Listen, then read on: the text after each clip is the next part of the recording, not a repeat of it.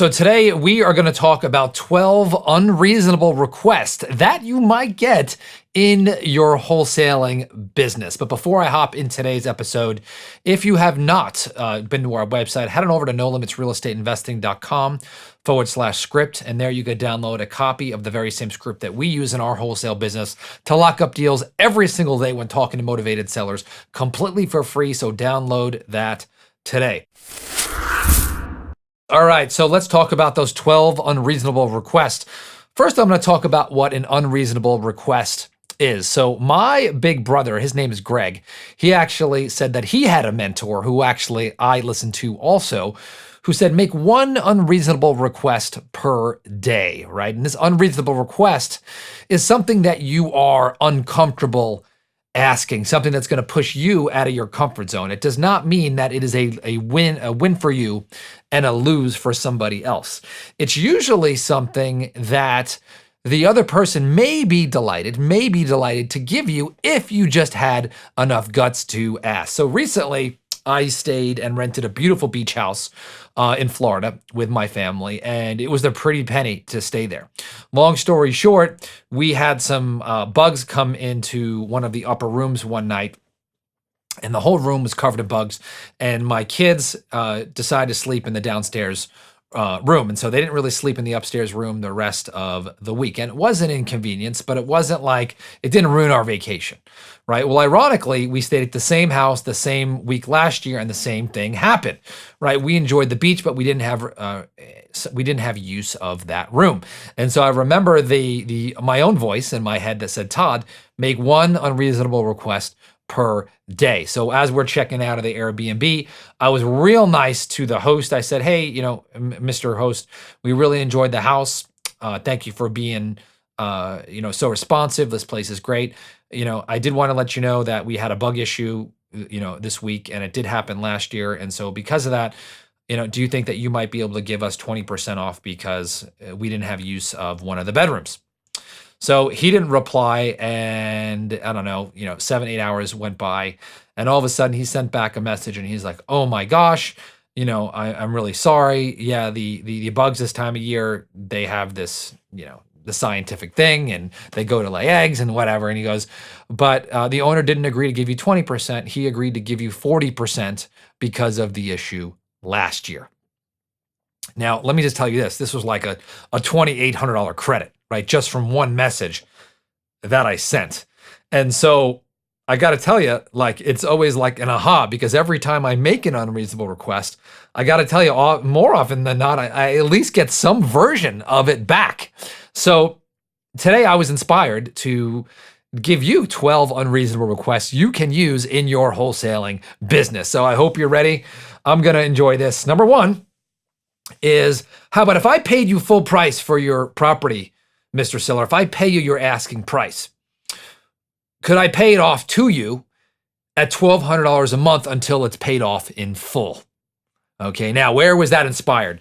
A while back, I had a seller, his name was Mark, and he wanted full price for his property. It was a great location in San Diego, and I think he wanted like $380 for his property. It was worth like $400 and didn't really want to discount it. And I said, Mark, what if I gave you your price, but I just paid you off every single month at $1,800 a month? And Mark says, that's a great idea. I'm horrible with money. Let's do it. I didn't have to put a down payment down. There was no interest. We did the deal in a couple of days. Long story short, I held that property and made over $350,000 on that deal. No money down, $1,800 a month, rented it out, property appreciated, win for me. And Mark was ecstatic. All right, number two, let's pretend like you need money. You want to borrow money for your flips, or maybe you want to do a wholesale deal where you buy it really quick and clean it out and sell it. Instead of paying a hard money lender, 12% and 4 points, what if you could get your friends and family to fund your deals? So you said, say it's your cousin, say, cousin, what if I could give you 4 times on your money what you're making right now with the bank? Right? Let's pretend like someone is making, 1% or 1.5% on their savings in their bank account, And all of a sudden, you are now going to give them 6% interest on their money by investing in your real estate deals. Do you know how much money is sitting on the sidelines, right? People have hundreds, millions of dollars sitting in the bank earning less than 1%. Meanwhile, you have deals right now that need money. And all you got to do is ask. So cousin, what if I gave you 4 times what you're earning right now in the bank on the deals secured by real estate? I tell you what, not everyone's going to say yes, but somebody is. All right, number 3, Mr. Seller. What if I could close this deal in 72 hours? I know we have a closing day of about 30 days from now, but if I close it in 72 hours, got you your money, right? Would you take 10K off the purchase price? Now, 50% of the time, someone's going to say, no, I'm going to hold firm. Someone say, I'll tell you what, I'll give you 4K off. Good enough for me, right? Get the deal done. Number 4, you are talking to a vendor, you're at an Airbnb, you're traveling, and something is not right, okay? It is okay to ask for a discount off the purchase price. My rule here, don't be a jerk, be polite, make sure something is legitimately wrong, and use it as an opportunity to make that vendor better, right? Don't be afraid to ask for a discount both the front and the back. Let's pretend that you have an owner who's financing a deal for you, right? They're going to give you monthly payments. Excuse me. You are going to give them monthly payments, right? Instead of giving them all cash, right? I love, love, love owner financing. You could ask the seller to delay your first payment for up to 120 days. Let's say you put $15,000 down and you don't give them another payment for 4 months. You're pretty much going to gain your down payment back by not having to make those 4 payments. All right, next one. This is a good one. I hear a lot of listeners, hey, you know, I need more money for marketing. I need more upstart costs, right? I don't have enough money for direct mail to send out 10, 15, 20,000 postcards a month. Woo! There's no excuse, because right now there are a ton of people who would love to invest in your business, earn a phenomenal return. So let's talk to my corporate friend who makes a couple $100,000 a year. And I would say, hey, listen, what if I could show you how you can make 30% year over year on your money investing into my business? Is that something that you'd be interested in? Or probably not. Maybe we could partner up. So let's pretend like you want $100,000 right now to invest in your business. That's a lot of money, right? And you know you could turn that into $500,000. You know that because you listen to this podcast. You got sales skills. You do big, fat, juicy deals, right? You know that you can make that happen. I know a lot of people who will take on a long-term partner who's going to fund. And I can tell you that's not a good deal, right? Because if you do that, if you have a business that generates $500,000 profit, you're going to have to split that 50-50, 250. You're giving that other person $250,000 on a $100,000 investment year after year after year after year. And that's not a win for you. So I would say, Mr. Seller, how about I give you 30% return on your money contingent upon the performance of the business? So let's say that you invest $100,000 in your business into marketing. You should be able to turn that into $400,000 or $500,000. If you give that seller or that investor 30% return on your money, you're going to give them back their 100 over time, plus $30,000. So you only had to give up $30,000 of your profit. There is money out there. Go get it. And by the way, right, investors are looking for deals like this. You don't need to bring on a perpetual 50-50 partner, right? Give someone a great return and you can get all the money that you need. There is no excuses. Next one. If I could show you how you can make, no, that was the last one. Excuse me. Would you work on a profit share model? So if you want to hire an acquisition specialist, let's say you don't have any money, you could hire someone on a percentage of deals. By the way, this is one of my favorite ways to do this. You could hire someone for marketing. You could do this for advertising. I had people promote us to their audience. I'll talk a little bit more on that, but you don't have to pay them anything up front. Ask if you can pay them on a percentage of deals. Next one. If I let you live in the property for 3 months after close, would you take $25,000 off the price? Oh, I love that one. You won't believe how many sellers would go for that.